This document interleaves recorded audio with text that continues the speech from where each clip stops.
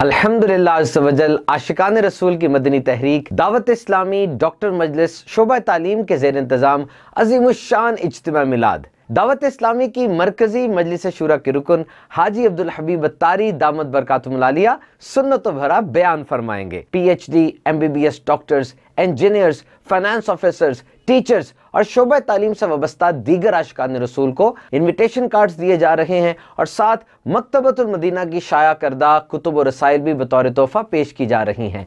आप भी तैयारी कीजिए, अच्छी अच्छी नीयतें कीजिए, अहदाफ तय कीजिए और सब के सब इस इज्तिमा में शिरकत की कोशिश फरमाएं। ये इज्तिमा 16 फरवरी बरोज जुम्मतुल मुबारक दोपहर 3 बजे होगा और इसका मकाम भी नोट फरमा लीजिए, Taj Mahal banquet hall opposite Gaddafi stadium मरकज़ुल औलिया लाहौर।